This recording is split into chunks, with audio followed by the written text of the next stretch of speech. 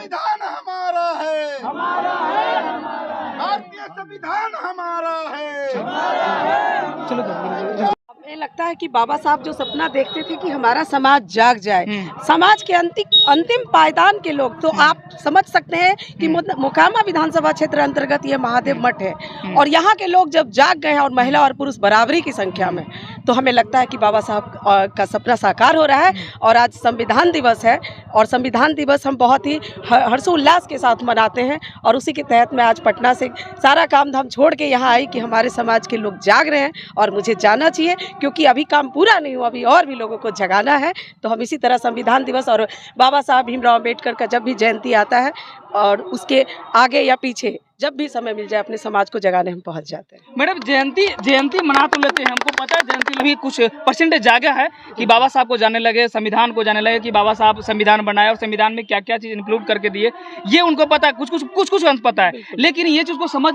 नहीं पा रहे कि संविधान में जिस अधिकार को बाबा साहब हमारे जितना खून पसीने सींच के बाबा साहब ने हमारे अधिकार को दिया, कहीं ना कहीं बाबा साहब के अधिकार को, मतलब कि अधिकार को हनन जो लोग करते हैं उसके खिलाफ कहीं ना कहीं लोग तो कुछ आंदोलन कर रहे हैं। लेकिन कहीं ना कहीं फिर उनके अधिकार को जब बात होती है, उन समाज की बात होती है, तो समाज बाबा साहब को भी भूल जाते हैं और उनके लिखे संविधान को भी भूल जाते हैं। बिल्कुल ये होता है, कुछ जगह होता है, मैं बिल्कुल मानती हूँ आपकी बात को।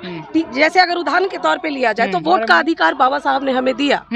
और हम एक व्यक्ति, चाहे वो रानी के गर्भ से पैदा हुआ हो या नौकरानी के गर्भ से पैदा हुआ, उसको एक वोट देने का अधिकार भारत में, भारतीय संविधान में बाबा साहब के द्वारा दिया गया। और आप जानते हैं कि किस तरह इन अधिकारों का हनन होता है चुनाव के टाइम में। एक दूसरा अगर देखा जाए तो महिलाओं और दलितों को अधिकार दिलाने के लिए बाबा साहब ने आरक्षण नीति लागू की, जो कि चुनाव के प्रक्रिया में भी इसको लागू किया गया है। उसके बाद आप देखेंगे पढ़ाई या नौकरियों के संदर्भ में भी इसको लागू किया गया है। लोग कहीं ना कहीं, मैं मानती हूँ कि बाबा साहब के दिए हुए अधिकारों का हनन हो रहा है, लेकिन जहाँ पे हनन होता है हम जैसे लोग तलवार लेकर तो नहीं, लेकिन हाँ अपने आवाज की ताकत को लेकर सड़क पर जरूर